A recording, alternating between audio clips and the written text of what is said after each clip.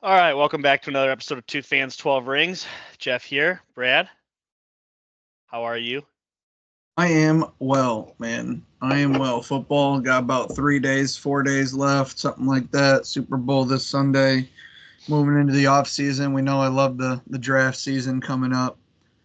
Basketball's launching off into full speed here on the trade deadline. Yeah. Yeah, man, it's all pretty good. It's pretty crazy.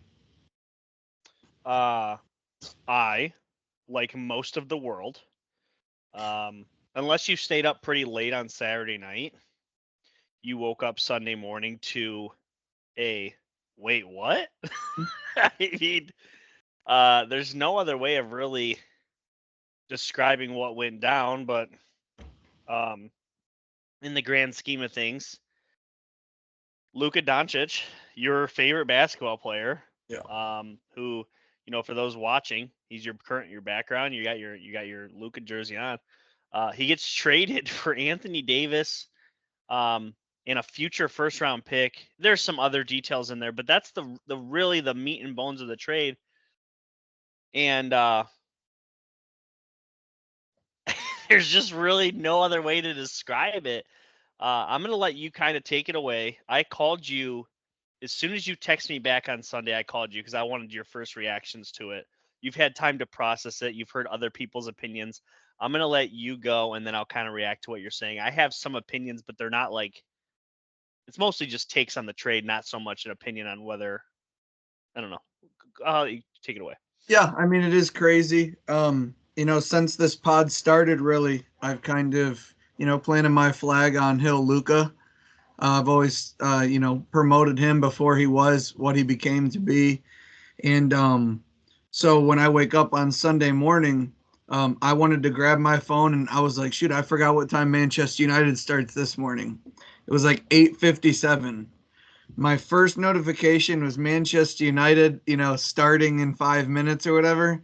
And then, I mean, through different avenues, I probably had 17 to 25 people reach out to me. Yo, what do you think? Oh my gosh, so crazy. Can't wait to see how he wakes up and reacts in group chats. And man, it's a bit of a shell shock because the NBA was always a league I didn't really care about.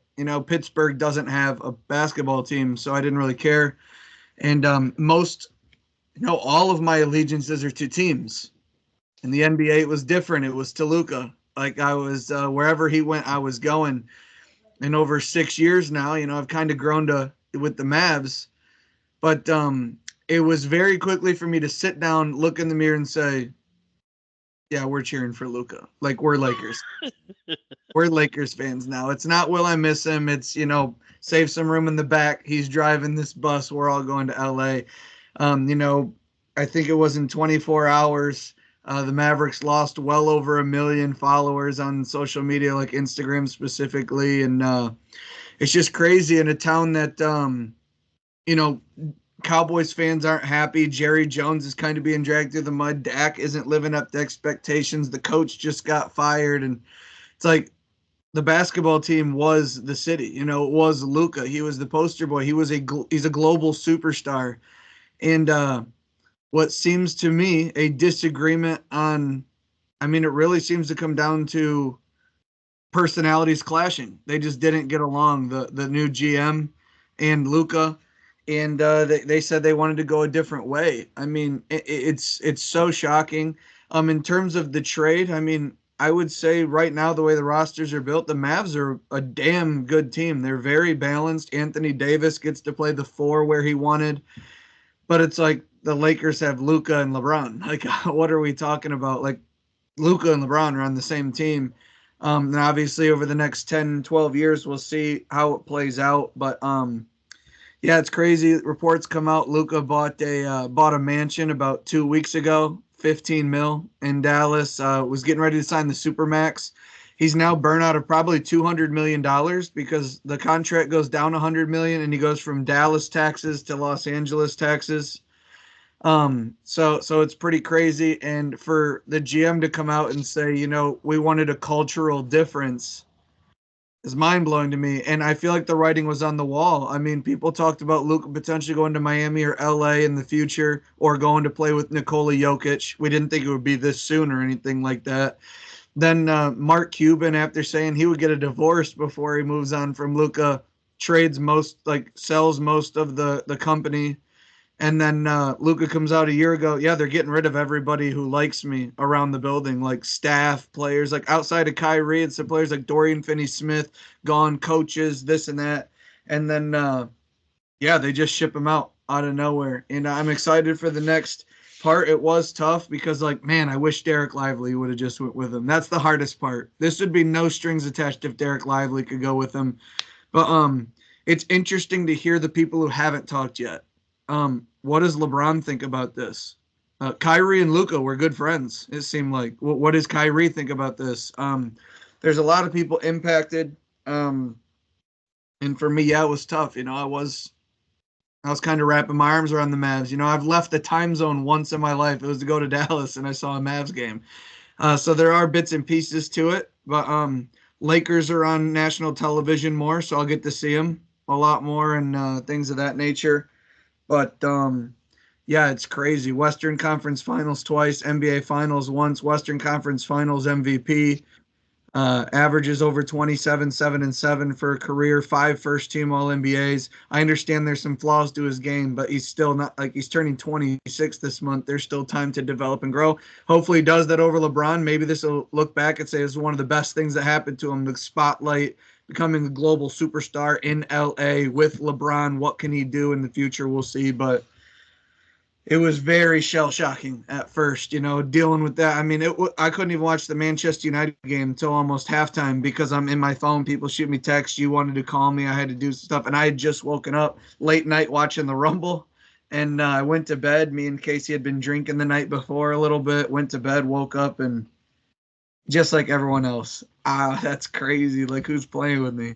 Like, like my dad got on Xbox, and I was like, "Yo, bloody, I know you're not really on social media that often, but Luka's a Laker," and he was like, "What? Shut up!" I was like, "Luka's a Laker, dude. Anthony Davis for Luka." And I think at the end of the day, some people will try and downplay it. It's like, "Yo, AD's no slouch." Like Luka, he is a liability defensively, and this was a pretty even trade. But it's like you look at age, and I think the people can try and rationalize that, and it's sometimes it's easy to go on the higher percentage chance of something to happen and put your chips there.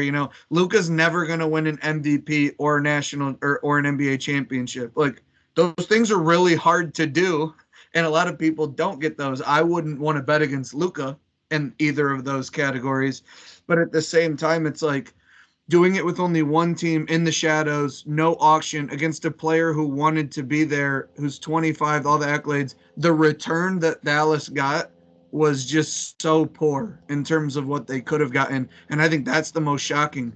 This wasn't, hey, we want to trade Luka. This is, we wanted to get rid of Luka.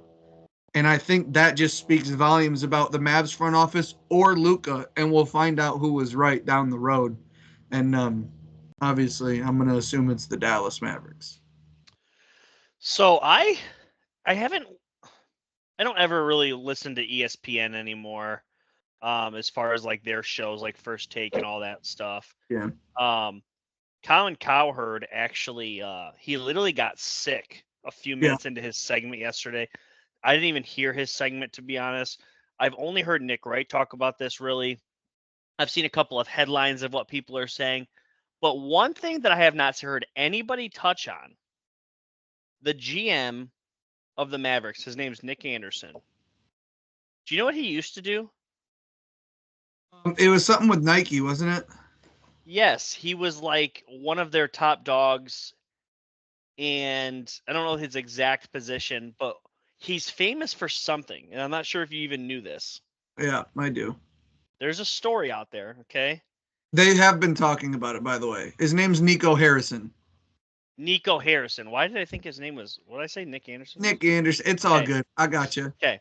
So Nico Harrison was, or is the GM of the Mavericks. He was the GM of Nike, or he had some large role. Yeah. Okay. And what he is famous for, prior to buffing this Luka trade or disastrous trade, he famously sat down with who he thought was Stephen Curry, Called him trying to Seth too. what was that? He called him Seth too, and then he spelled Steven wrong on like the stuff. So he's trying to pitch Steph Curry to come be a Nike athlete. Doesn't know the guy's name. Steph's obviously very turned off by this and ends up going to sign with Under Armour. What a blunder that was, because last I checked, Under Armour in Curry shoes do pretty well. So, I mean, what a weird thing. Like, your two biggest resume boosters are, well, I couldn't land Steph Curry at Nike, and I traded away 25-year-old Luka to, of all teams, if you were to trade him anywhere in the world, the last one I would have traded him to is the Lakers. And the only reason why is not for success. I did hear this brought up, and this is crazy to me, and it's, as long as I've been on this planet, you've been on this planet, our dads have been on this planet, and our dads' grandpas have been on this planet, the Lakers have had one of the 3 to 5 best players on the planet. Yep.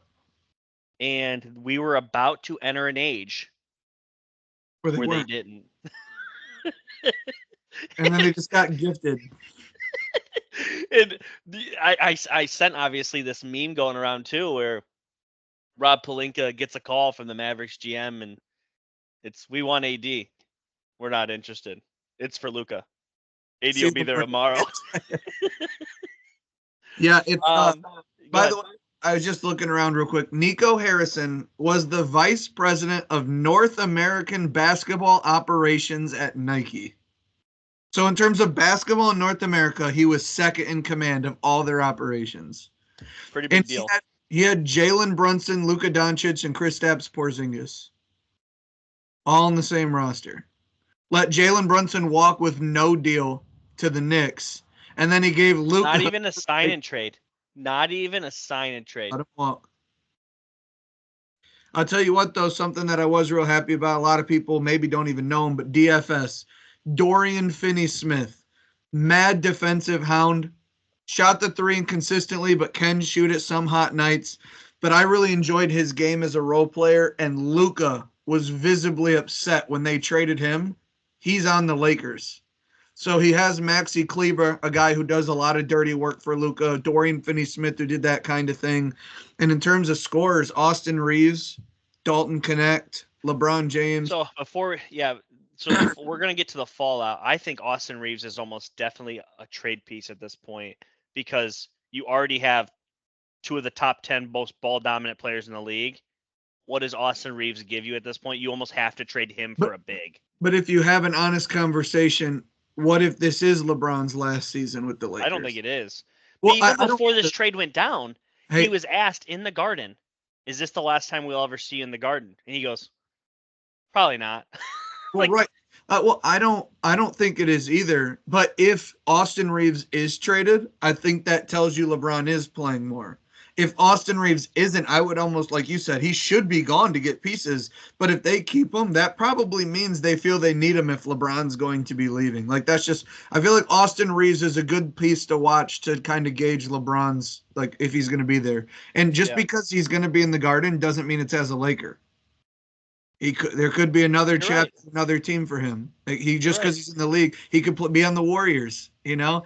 And, the one thing, he hasn't wanted to leave LA because his son's obviously still there. His son will be at Arizona next year. So really, one of his sons in the NBA, G League, NBA, whatever you want to call it, right? The other son is going to be playing in Arizona. He could finally potentially move and play at Golden State, which isn't that far away, but no. Another thing I wanted to touch on is the NFL comp that people keeps bringing up, and everybody has kind of put their opinions out there. And the only one that I can think of, when Joe Burrow lost the Super Bowl to the Rams, okay, when everyone's like, is Joe Burrow the best guy, like the best quarterback in the league? Is it him or Mahomes? If they would have traded him that following mid-season for Stafford in a pick, that's like the most perfect thought I could give, because most people have Luka top 3, however you want to throw him, right? And then AD is like an aging former champion, very good on most nights, but there's nights where he's beat up, or he's nights that he kind of disappears. That's Stafford to a T. Like Joe Burrow coming off that Super Bowl loss, traded midseason for Stafford a pick. That's the best comp I got. Yeah, and I think that pick would have to be looked at as like a 2027 second. Yeah. Because you're getting a first round pick in 4 years, and if Luka's on the team, it's probably not a good pick. You would think, yeah, you would think that's not a good pick. So it's for Matt Stafford and a third rounder, because Matt Stafford is a better culture guy for you to be able to win a championship in the next 2 years. You're not thinking the next 10 years having the guy. It's just, that's what's mind blowing. And so go ahead. I just think if you're someone who is pushed back against Luka, that he's box office to watch and fun offensively, but when it's nut cutting time, can't get the job done. If you are someone who bets against him, you kind of think like, yeah, the Mavs got AD and have a better chance than Luka to win a championship in the next 3 years. Like it's all about right now. So I see why some people are defending the Mavericks, but like I just think my heart's a little too in it to see it from that angle. Like I feel like I'm overly trying to see their side because I'm so for like, no, the Lakers win this. Like, what are we talking about? So it's just difficult in that sense. One more thing on the Lakers before we move to the Mavs side of things, because we haven't really discussed their side. Couple things here. You already slightly touched on it. So Luka can't get the max contract because he was traded to a different team, and the max is saved for players that are all NBA and on their same team that drafted them. So he does have a reduced contract coming up that he's going to be able to sign. Also, even if LeBron plays next year or even the year after that, coming in the next 3 years, you're going to lose LeBron's contract from that team. Okay. And Luka didn't get the top set max he can possibly give. There's salary cap space coming to this team. In 4 years, the Lakers are going to have built a team around Luka that's probably pretty good, competing for titles. I've heard, I think it's one, maybe behind the scenes with those two individually. Two, because they're both overseas players. They're both like international stars. But in terms of how their games literally complement each other, I've heard a lot. Huh? Giannis? Yes, I've heard a lot of Giannis. And if he wants to leave the Bucks and go to the big city, and Giannis is, I don't know, how old is Giannis right now? 28, maybe? He is 29 years old as of February 20. He was born December 6th. So he just turned 29 in December. Yeah. Luka's about to turn 26. They're 3 years apart. It could be Luka and Giannis for a 3-4 year stretch coming in the very near future. And it's like Giannis is a defensive guy who does dirty work in the paint. Could you imagine a pick and roll with Giannis and Luka? Like, yeah. Obviously, we're getting ahead of ourselves. We don't know what rosters are going to be. But go to LA and play with Luka. I can imagine that's a desirable scene for a lot of NBA players. I mean, he's ball dominant, but he's going to get you the ball. He's going to take the big shot. I think a lot of players would like to play with Luka. But I could be wrong. You know, he does dominate the ball a lot. He's like, you know, the efficiency rate and stuff like that. But, I mean, it's not like what he's doing didn't bear fruit. Like, Harden was disappearing in the playoffs for a while doing the usage rate. Russell Westbrook couldn't shoot. It's like Luka does all this, and then it's like the buzzer beaters. Western Conference Finals twice. Ran into a juggernaut in the Celtics in the finals, but made it. It's like his production has bared fruit like throughout his career so far. No, his numbers haven't depleted in the playoffs like a Harden's has or a Russell Westbrook's has. I think he averages the most points ever by a player in the playoffs. 32 points a game. And the other thing too is like someone asked him at his press conference today, you know, what are you doing different with your calf that you didn't do the previous 2 times? And he's like, this is the first time I gave it the appropriate amount of time to heal. Like, he plays in the NBA, oftentimes into the playoffs, and then goes and carries a Slovenian team during the summer and then comes right back and he's playing. Calf goes out. He's out for 2 weeks. He comes back. It's all taped up and he's playing through it. This is the first time I bet in the last decade, because he's been a professional player since 13, that he's had a month off of basketball. Like, imagine that. Like I wonder, and so we'll see. But yeah, let's talk Mavericks, and then we'll give some predictions here. AD to the Mavs. I do like it for the Mavs, but it's strictly in the short term. oh, And 2 years. the GM literally even said, he goes, the future for us is 3 years, which I thought was idiotic. Very idiotic. Like, you're betting, and this is where like 32-year-old Jeff is sitting here like, I've never ran an NBA team, but I'm like skeptical. Like, so real quick, we just traded let's just call him 26-year-old Luka, who has an entire future coming off the NBA Finals, and we're betting on 32-year-old Anthony Davis, 33-year-old Kyrie Irving, and old and brittle 30-something-year-old Klay Thompson. That's it. And don't get me wrong, this year and next year, that's solid 3. That's a solid 3. And Lively, as you talked about, and there's other pieces, like, that's a solid core. With Lively, Gafford, Washington, and Davis, they're a very big, versatile team. And they've got 3. They have a complete team. They're going to be very good. And they're going to be very good defensively too.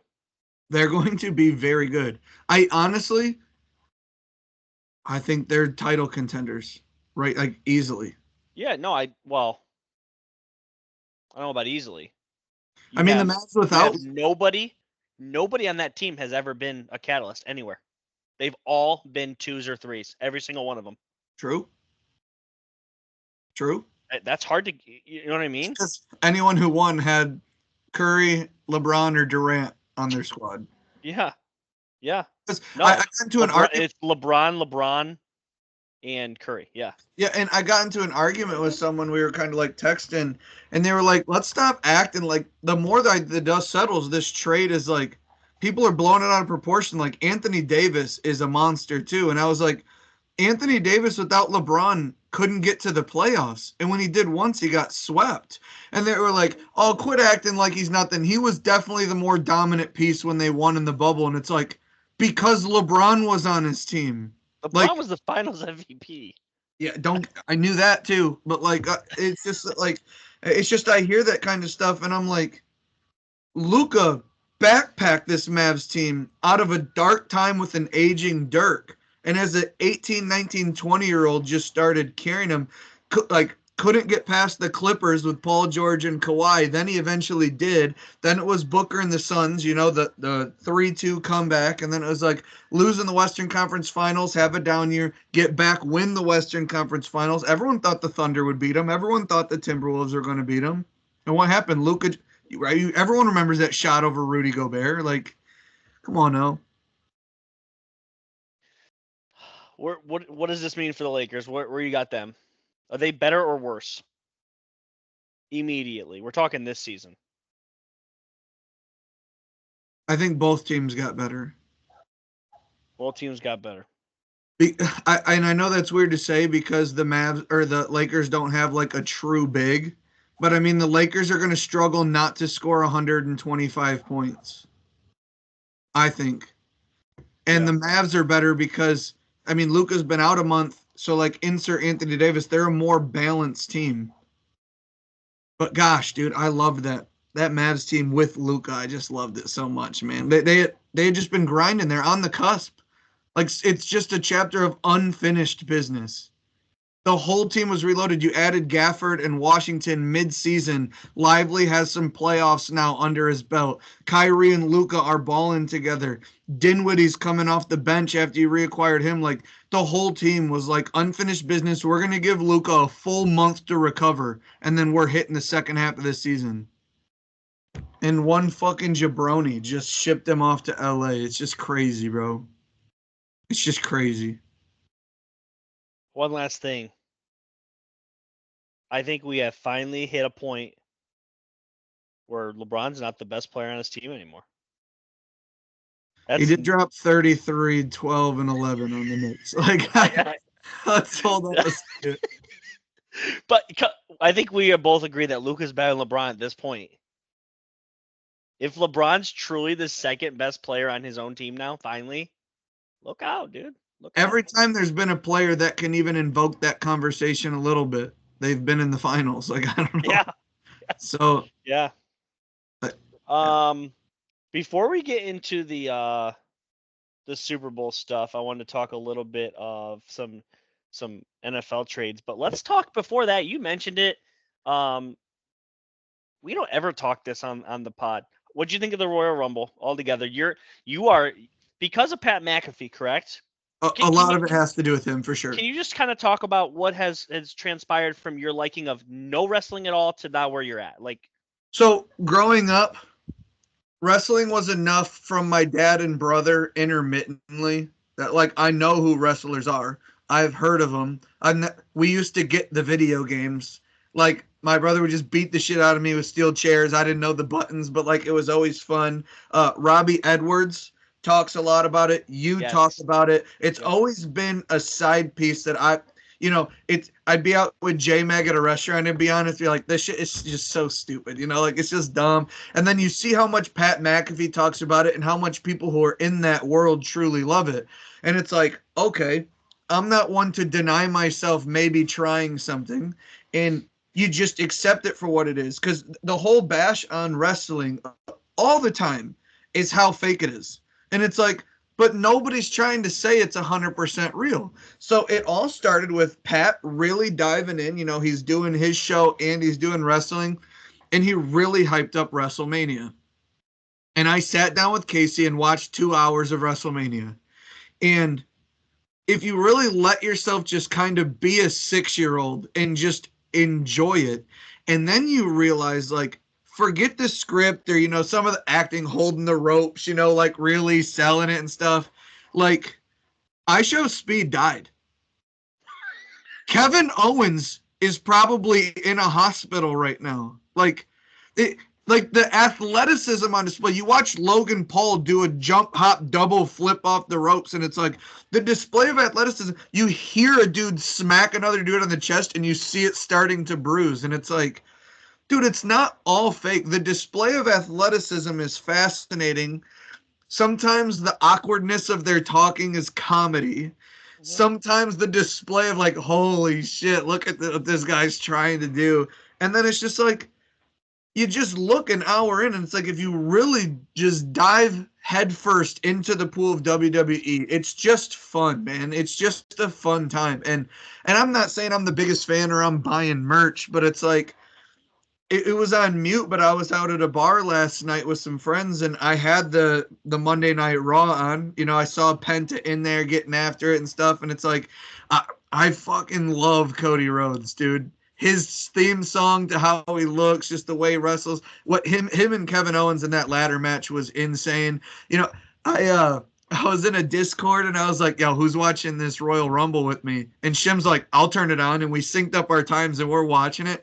And a couple more people joining. Like, some of us are having fun. Some of people are just shitting on it. And it's like, dude, just let us have fun. It's just like, how many ladders are they going to pull out of this place? They just kept pulling them out. But it was just like, man, if you really just dive in and have fun with it, the characters, the stories, whatever, you don't have to pick a team or a guy, but just like, it's just like anything else, man. Why deny yourself a fun Saturday night of just dudes balling out? And when I watched WrestleMania and when I watched the Royal Rumble, they were really well put together. A lot of people involved, and it was, I don't know, it's just a fun time, and it's like, it's kind of cool. Yeah, so like some of my, as far as like the fake thing, first off, I don't use that word when talking about wrestling because it's truly not fair to use the word fake, because fake is applying what they're doing isn't happening. It's scripted. If you know I'm going to hit you over the head with a steel chair, it doesn't make it not hurt. Right. Like that is my, that at the end of the day, that's my argument. And essentially, I've listened to a lot of podcasts on like former wrestling events, and people talk about the behind the scenes stuff. And everybody likes to point out, and this is like everybody's favorite line. Well, their ladders, like the where they're getting their ladders, they're like not like real. Okay. Do you know where to get fake ladders? Do you know how to get a fake Actually, ladder? you get special order at Menards, but they're still made of steel. But it's titled Fake Ladder. Yeah. Like, you know what I mean? Like, it's this like craziness that all these people are like coming up with they want pro wrestling to be fake, and unfortunately it's not. It's a Someone was scripted. bleeding out of the back of his head, bro. What are we even talking about? Yeah, and I've always said it's more real than the Die Hard movie you watched on Christmas break. Like, Yeah, it's just it yeah. is. It's scripted. It is a TV show that Yep. has episodes, but Yes. it's the most live action real like TV show that you can have that's scripted. Yeah. And yeah, like to your point, like it's fake. It's like, oh well, I don't like Black Hawk Down because I know that dude that got shot on the chopper didn't really get shot, so like I'm not gonna watch it. Yeah. No, you're gonna watch Black Hawk Down and enjoy a movie, even though it's fake. You just get in there, and again, the feats of athleticism out of some of these guys is just insane. Like it's crazy, bro. It's you watch like an ice show speed or when Pat McAfee went in the first time, or some of these guys, dude, Yeah. they're in neck braces and shit when they get out of there because they're not used to what they get in there and do. Like Braun Breaker, I believe his name is, Yeah. sawed him in half. Dude, that's People on that's Sunday, a top 2 spear, and it's not 2. people on Sundays are praying for a safety to do that to a wide receiver. You know, I'm not trying to say it's better than anything else. It's just different. Yes. And the reasons people shit on it, it seems to me is solely because it's fake or scripted. And it's like they're not trying to hide that. They're not. They're not trying to hide that. Like They were. In the early 90s, they were trying to hide it. They When are I- no it is out there. Everybody knows.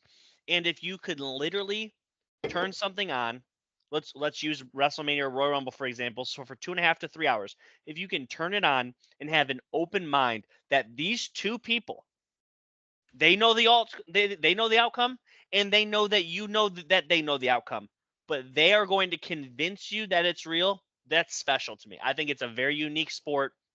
And there's sometimes they don't follow the script correct. and do something they're not supposed to, and you know, Yeah. but I don't know.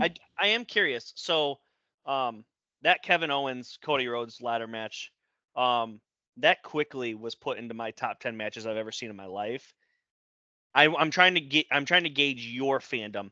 Did you enjoy that match more, or the Cody Rhodes Roman Reigns main event last year more? They're two different matches. They're Yeah. two totally different styles. I One know. is heavy storyline. One is more heavy, just like I think car crash. I think it was the cultivation of the stories of Roman Reigns and like it was Cody's time, bro. Roman had carried for 4 years. Like I was into and to, I learn things best by if I get information, I want to try and teach it to somebody else, and that's how I retain information. So Casey's sitting here out of nowhere, listen to me regurgitate the bloodline and why Roman Reigns is him, and Cody Rhodes deserves it. His dad paved the way, and he's the nightmare. And I'm looking up the lyrics, trying to learn his song.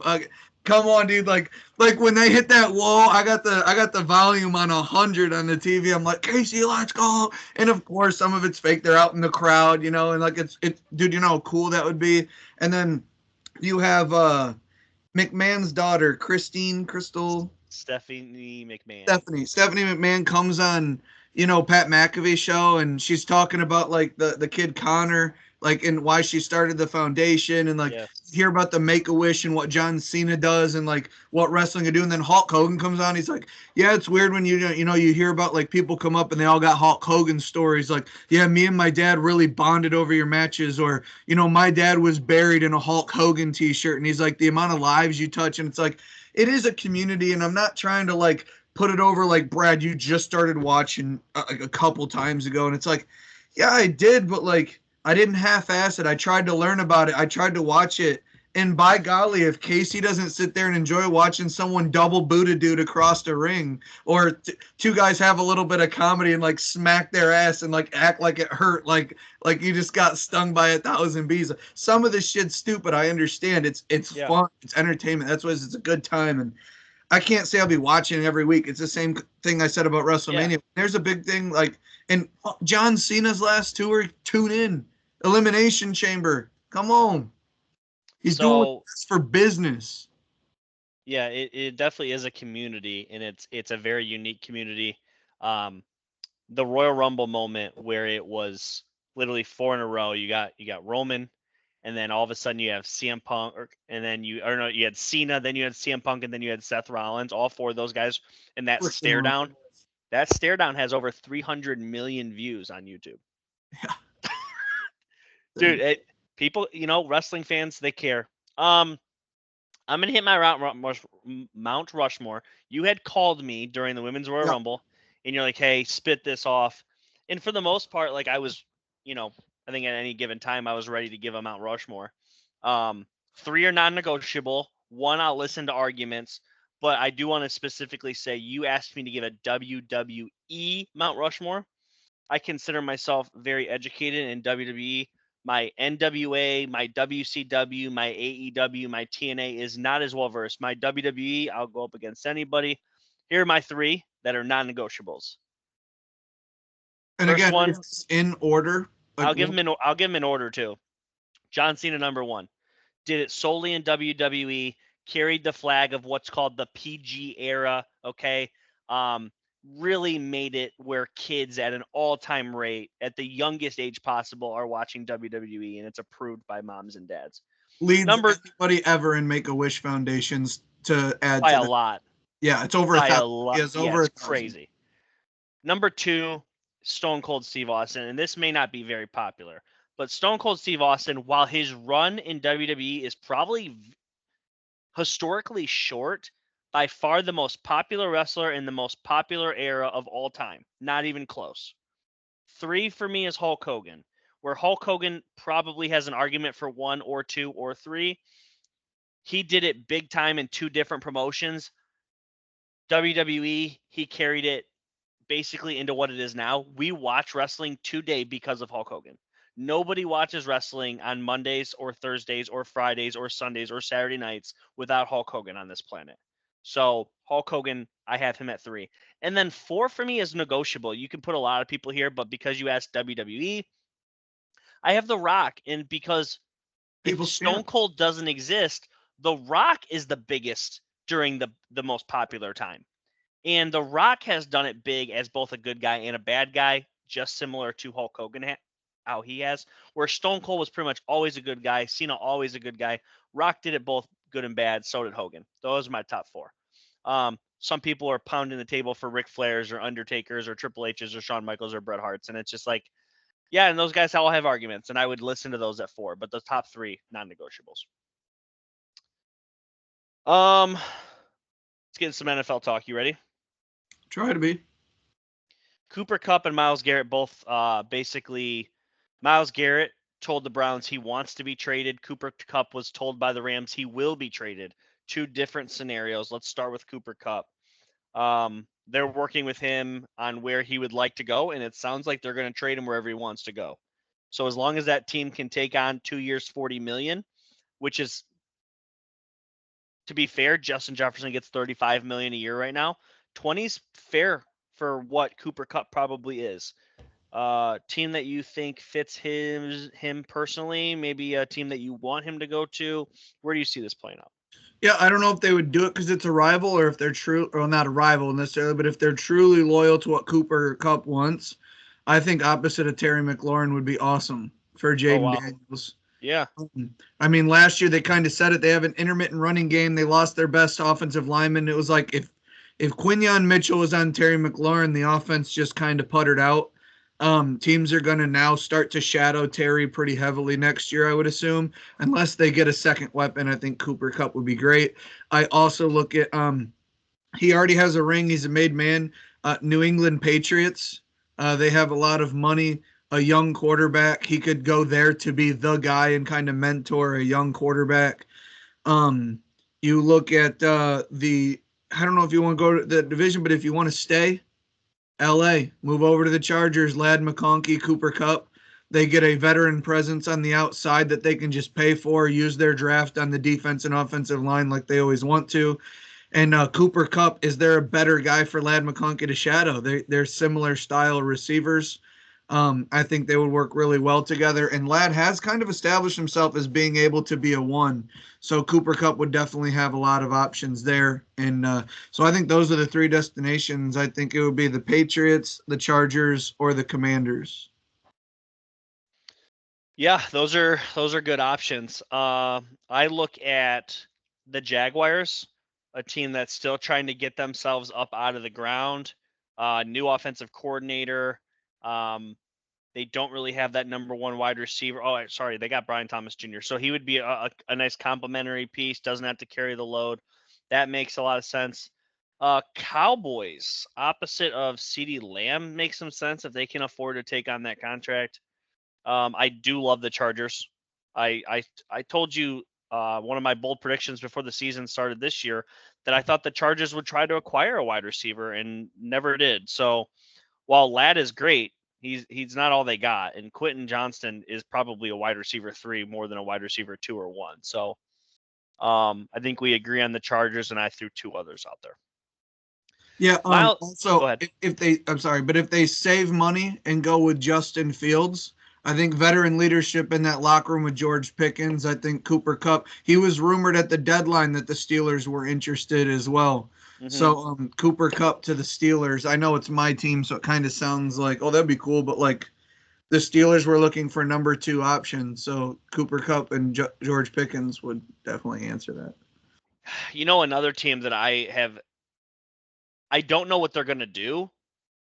And if they try to speed race this thing, the Raiders.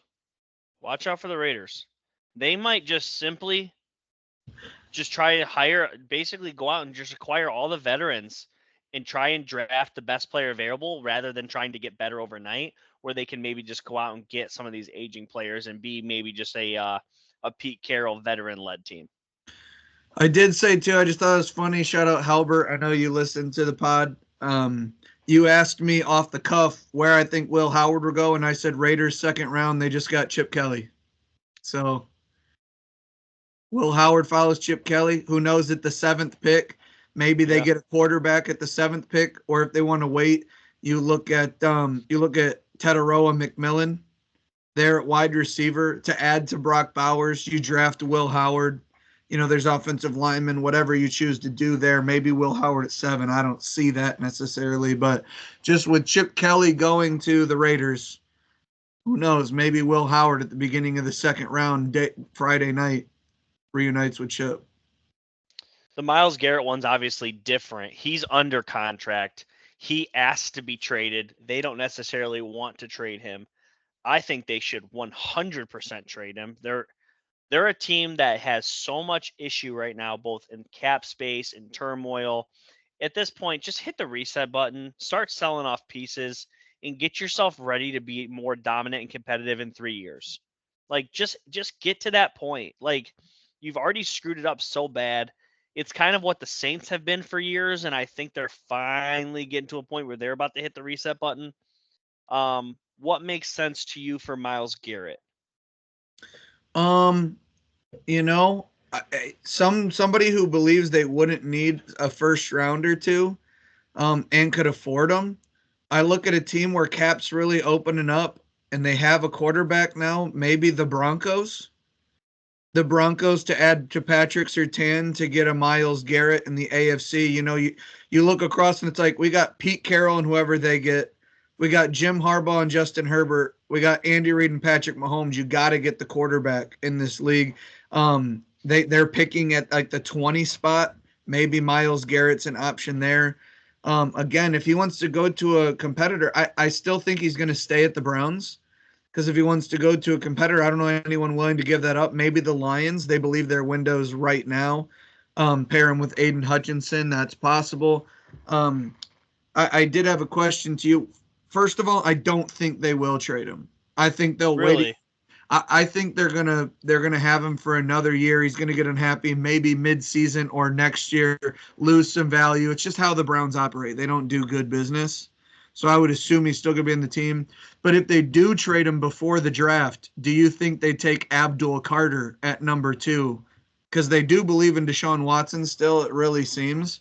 Do you think they take a quarterback at 2, a like a Travis Hunter weapon style, or if do they get rid of Myles Garrett and say at 2 we're going to draft his replacement? So I've been pretty vocal about this. I would draft the best player available that's not a quarterback if I were the Browns. Continue to build this team for 3 years from now. Like this team is, I'm sorry, they're so cap dependent on a quarterback right now. Okay. They have other holes. They have some pieces, and there are things you can bring in to still stay competitive. You don't have to be complete ass right now. Okay. I would take Carter. I would ship off Myles Garrett, get 2 other draft picks. One of them will probably be this year. I think you could get the Texans to do it. They're on a rookie quarterback deal. They have a late first rounder that I think they'd be willing to give up. Who? They've got Will Anderson. They got Danielle Hunter. He had like 12 sacks. That's right. That's right. I forgot they had Hunter. That's right. But again, the Broncos are picking it like they lost in the first round of the playoffs. They're picking it like 22, I think, is where they're picking. You get rid of that and like a next year, like 2 seconds in the future, you have your quarterback. You need to get a little bit more diverse at running back. There's plenty of those in this draft. You get a Myles Garrett to add to Patrick Surtain. The defense is set. Sean Payton's running your offense. You can get receivers in the 3rd, 4th, 5th round. The Falcons do it. Well, the Falcons, I don't know. I think they're like negative in cap. I mean, with like Kirk Cousins involved in the trade for Myles Garrett. Well, they couldn't. That couldn't be done. But if they'd have to just straight cut Kirk Cousins. I don't know. I do think he'll get traded. I really do. The reason why is I think the Browns will refuse to trade him unless they get max value. In teams that have to give him max value, I don't know that like the great teams are going to, I just don't know, because you got to agree to someone who would give up all the assets it takes. And that could cut down the price on Myles Garrett, and then they may not want to do it. But I don't know. He seems like he's adamant he doesn't want to be there. Yeah. Yeah, I just think that there's, oh boy. I mean, there's so many fits for him, but the price tag is the problem. Bingo. Yeah, because first off, he wants a contract extension too.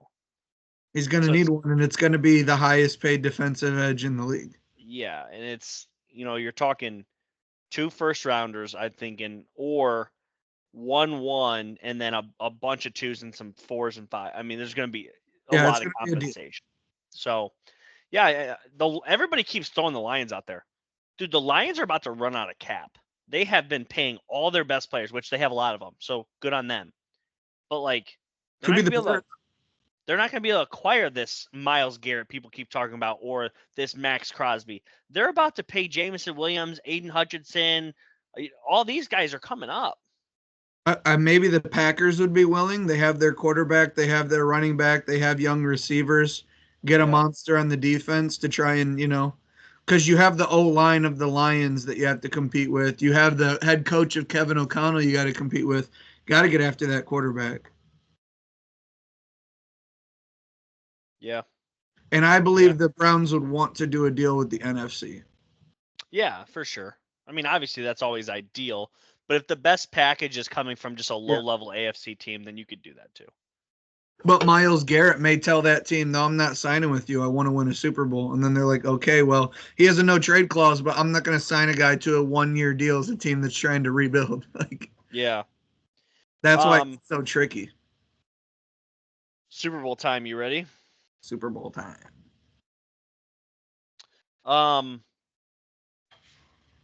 Chiefs wearing white, Eagles wearing green. Obviously the white team over the last like X amount of years has won more Super Bowls. Take that for what they are. Chiefs are favored by 1.5, right? Correct. What you got? Yeah.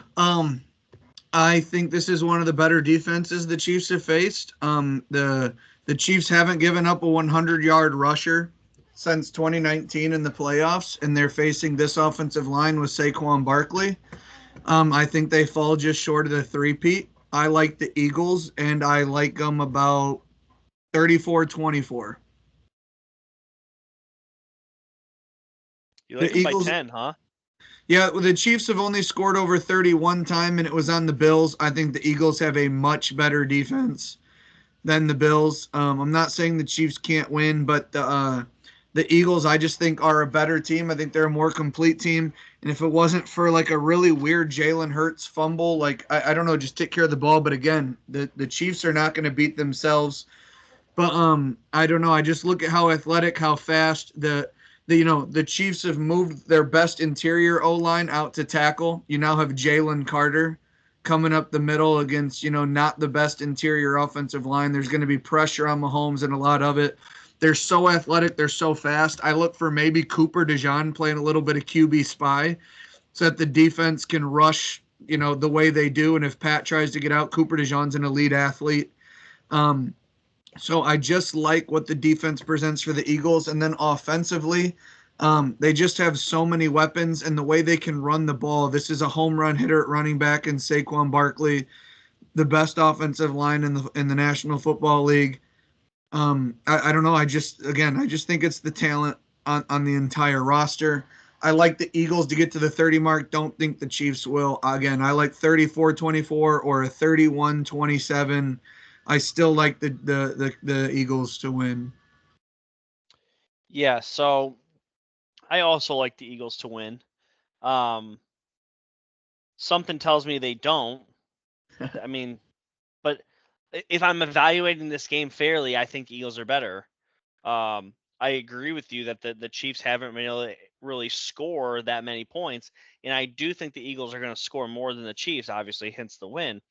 I do think it's lower scoring. I don't know that the Eagles are dropping, what'd you say, 34, 35 points. Like, that's a lot, but I don't foresee the Chiefs getting to that 30 mark. And I mean, I would bet my money that the Eagles got to it first if that was the case. Remember last year it was 38-35, or last time they played it was 38-35. That was 2 years ago. Both of these defenses are much better than that now. Both Yeah, of them. I think so too. Both are much improved defenses. And I'll even go a step further. Casey's offense is not as good. Travis Kelce's taken a step back. They've added better weapons. Their offense is so weird because it doesn't have that great big playability much anymore. Like it has lacked that, but at times when they've needed it's been there. So like I am excited for a very great football game, and I really think it will be that. And the Eagles are obviously in a very unique spot. They obviously lost to this team, took the step back. The Eagles very easily could have been making this 3 straight Super Bowls. People kind of forget that, they have a dominant season, go to the Super Bowl, lose. The following year, they start 10-1, collapse. And then this year, obviously, very dominant season with Saquon. I do think Saquon's probably the difference maker. Also, the Chiefs played the Giants once while Saquon was there, and he was out that game. Saquon's never played the Chiefs, and they've never seen him. Interesting. Yeah, which is it's kind of an interesting dynamic. Yeah, it is a very interesting dynamic. The thing they would do is they'd be like, "Remember what it was like when we played Christian McCaffrey." Essentially, is what they're gonna say. I mean, this may not be a popular opinion. This version of Saquon Barkley is better than any Christian McCaffrey I've seen so far. Yeah, some people would argue, what about those Christian McCaffreys with the Panthers? And it's like, yeah, both of these guys are going to have won or pretty much been an offensive MVP. They both do crazy stuff. The 1,000 that Christian had, but 2,000 yards rushing by Saquon the first year he has an elite offensive line. These are both studs. These are both guys who are drafted in the first 5 picks of their respective drafts. Sensational players, all world players. So we can get into who's better, but they're similar in terms of their ability to do everything. Hit the home run with speed, make you miss in the hole, give you a stiff arm, give you a shoulder, give you a hurdle sometimes backwards. They can do it all. Do you have more than one bet on this game? Do you have some bets? I do not have any of them in, but today after work I cashed my IPS check, so I will. Attaboy. Yeah. So I just went through it today because you said you wanted to go through it on the pod, and I have about 20 different bets that I thought were just fun to at least talk about or bet on. I have not 20, but I have a few, and yeah, I'll start. Yeah, go Actually, ahead. you start because you have way And more. a Go ahead, lot start. of these, like, I also marked them down because it was like I wanted to remember the odds on if you went one way or the other, like, so stuff like that. Yeah, go ahead and drop one or two.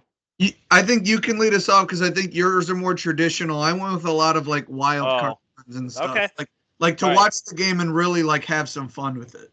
Okay. So, for context here, this is not big ball and bets here. I put $25 in. DraftKings had a bet 25, get 25 for the Super Bowl promotion. So essentially, I have $50 in bets, okay, but only 25 of my money. First $5, I wanted a probable but good payout for a first touchdown score for the Chiefs. At plus 3,000, I took Noah Gray. $5 pays out 155 bucks. Okay, really like that one. Then for me on the other side of things, obviously Saquon's the easy one. I went a little harder. AJ Brown at plus 1,300 to get the first touchdown. $10 pays out 140. So if either of those guys get the first touchdown, I've already made money. Okay. Then comes my bonus. And this is what I just like. I almost think that this is like 100% chance of happening. So I'm like, why wouldn't I bet this? I took my entire $25 free bet. Chiefs cover 1.5. Travis Kelce touchdown. Saquon Barkley touchdown. It's just like if the Chiefs win, this is how it happens, right? Saquon's gonna score. Travis scores. Chiefs win, right? And then here's my big one. This one I really thought about and like how I anticipating the game going down. Yeah. Philly covers 9.5. Saquon, anytime touchdown. Jalen Hurts, anytime touchdown. Travis Kelce, anytime touchdown. Xavier Worthy, anytime touchdown. Okay. And then I have 25 yards rushing from Hurts, 25 yards rushing from Mahomes, 50 yards rushing and receiving. So total for Xavier Worthy, $10 pays out 3,200 bucks. That was a bet of plus 32.5. Nice. That'd be Yeah. crazy if that went down. Yeah, that one is just kind of like my what do I see here? And I just started picking things. I'm like, yeah, I can see this. I can see this. So be rooting for me on that one. Well, always, bro. We're all trying to hit these bets. All right, take it away. Yeah, so some of these are fun, and I'll tell you ones that I definitely know I'm betting. Some of these are just fun talking points. So this one is a next gen stats. With the ball in his hand, Xavier Worthy to exceed 18.5 miles per hour. He ran a 4.21. If he gets the ball in a reverse, he's hitting 20 miles per hour. What's the odds on that? Minus 172. So it's minus, Oh, but okay. over 18.5 with the ball in his hands. He basically just has to catch it and run. Or a reverse play. Yes, he has to be able to run at some point. Because if he just catches it and falls, it's not enough. Right. This is fun. First one's Patrick Mahomes. $5 to win 110. Patrick Mahomes to have one or more receiving yards. You can also go 5 to win 125 on Jalen Hurts to have one or more receiving yards. Doesn't even have to be a touchdown. Just let the boy catch the ball somehow. I will say, either of those hit, you just it's always the Super Bowl when this stuff happens. So totally on the board. This is just 5 to win 21, but any player to have a 60-plus yard catch. That's tough with those defenses, but Defender slips. See ya. Yeah. A screen pass goes house. So, this one is neither quarterback to throw for 200 yards. But there's also neither to throw for 250. Just if you think it's going to be super low scoring runs, let's just keep an idea for those being out there. This one I am putting quite a bit of money on. It is plus 152. Over 2.5 players to have a pass attempt. Someone besides the quarterback throws the ball. Doesn't even have to be anybody. It's anybody. Patrick Mahomes in the third quarter goes down for a series. Backup throws a pass. Boom. Jalen Hurts concussion. Kenny Pickett comes in and throws it. For that to be plus 152, I feel like that's worth a healthy amount. A receiver throwing a ball. Saquon could 100% throw one. Bingo. You could go on either side. I went with the favored team, but Eagles minus 128 to have more time of possession. Just think Eagles, they are minus 128 to have to lead possession. More time of possession. This one is fun. Yes is minus 162, and no is plus 132. Will the last play of the game be a quarterback kneel? Totally random. But why not bet no? The losing team has the ball at the end. Essentially, the losing team has to have the ball. Don't know how it's... Or it just has to be a game-winning field goal even. Yeah, the last play has to not be a kneel. Walk-off field goal, yeah. It could be a kickoff. Last year, the last play was a touchdown pass.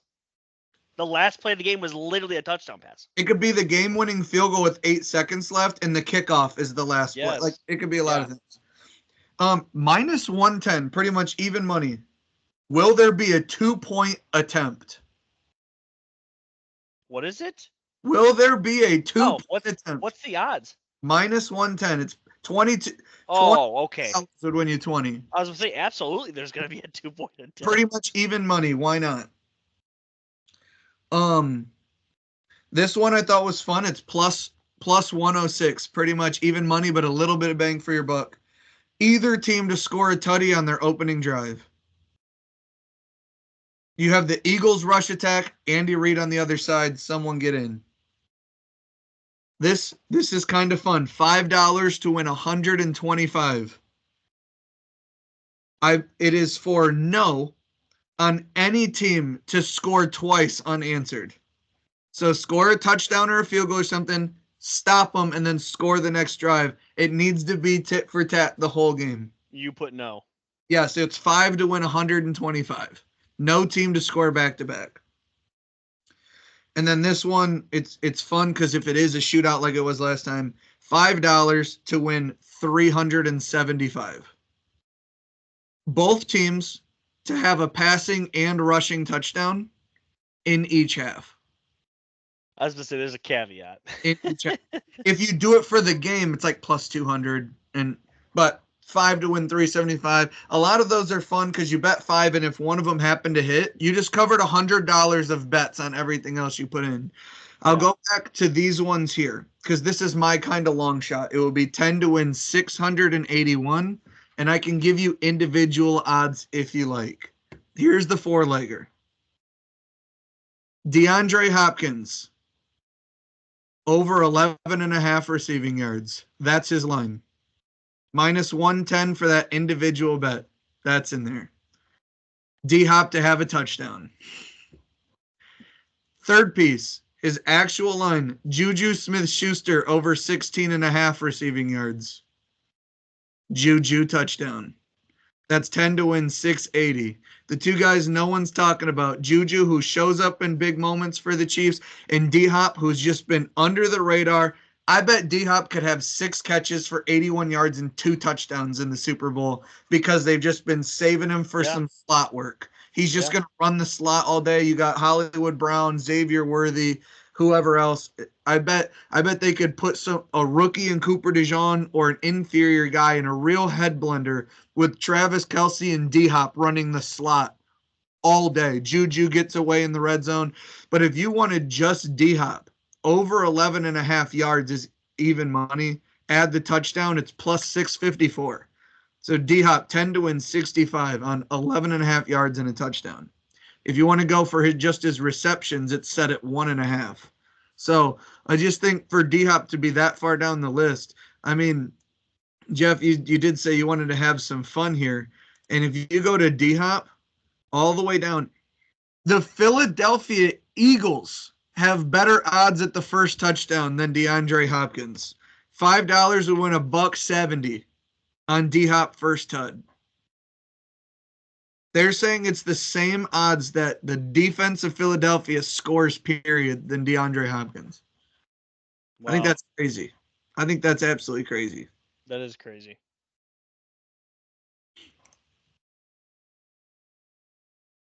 You did the backup tight end for the Chiefs, Noah Noah Gray. Gray. Grant Calcaterra, first touchdown, $5 wins 600. Who's that?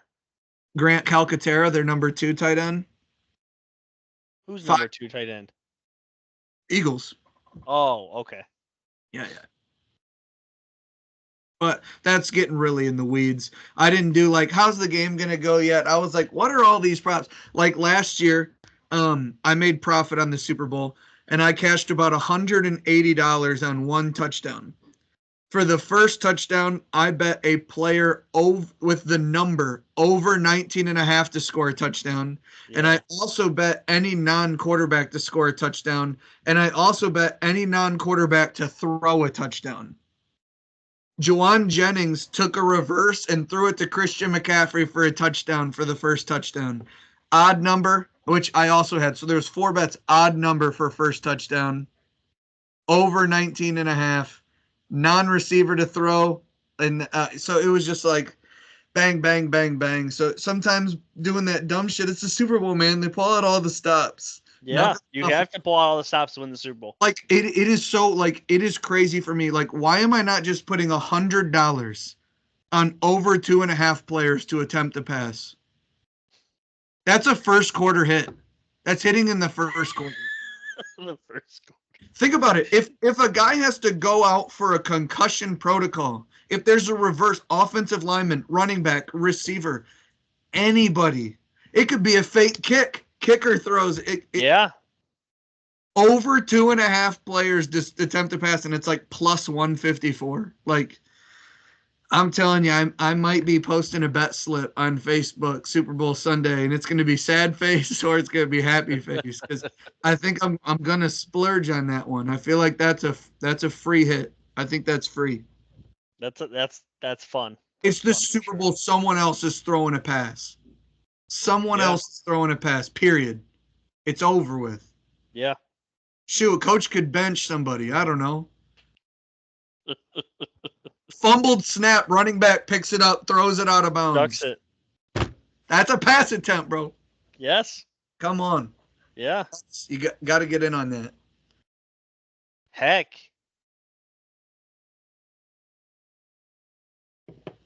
You could have one of the teams losing the game and attempt it, legal forward lateral at the end of the game, and that could be a pass attempt. I don't know if that would count, but I'd certainly be fingers crossed. If there's 8 seconds left, they're trying to Music City Miracle. One guy illegally throws it forward and they count it.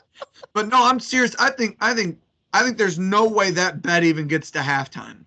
Like, I just don't even think it gets to halftime. Some sort of reverse throw, some sort of double pass, swing pass, lick it, suck it, tuck it, and rip it. Like, somebody's doing something. Somebody's doing something. And I really like the somebody to attempt a 2-point conversion. Yeah. Like, I'm surprised they didn't put it. It probably would have been negative odds, but like both these teams go for it on 4th down. I thought there'd be something like over 1.5 successful 4th down attempts. Like, these teams go for it on 4th and 1. Sure. 2. So I was looking for that. I didn't see it, but.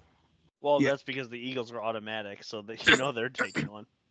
Yeah, after depositing the IPS check, I'm trying to sit and gauge how much money I want to chunk out, how much I want to give to the Super Bowl, March Madness, and the draft. So I'm trying to like do that because I don't really bet on baseball or nothing, and football being over, it's like Super Bowl, March Madness, draft. How much do I want to lock? Because it's like, March Madness, how many brackets do I want to buy, betting on the games, how many squares, there's all that kind of stuff. So yeah, I don't know. I'll be betting more than Jeff is on the Super Bowl, that's for sure, and we'll see how it goes. Anything else? Go Lakers. I mean, really, what are we talking about? Well, it seems like a long pod. We talked Luka. We talked, obviously, the Laker Maverick trade. We talked some Royal Rumble. Talked some wrestling. Talked some 2025 predictions for KUPP and Myles Garrett. We obviously talked the Super Bowl. Lots of stuff here. So like, subscribe, share the pod, tell your friends. Go ahead. I did just get 3 or 4 mailbags if you wanna run quick. Seriously. Yeah, hit 'em. We might have covered some, but Tyler Richardson, shout out.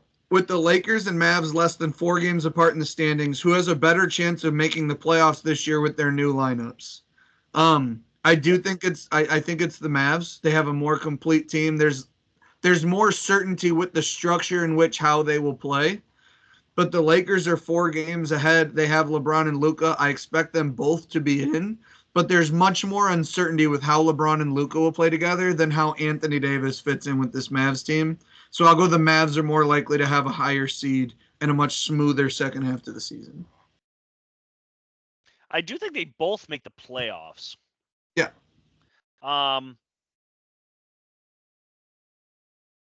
Lower floor, Mavericks. Higher ceiling, Lakers.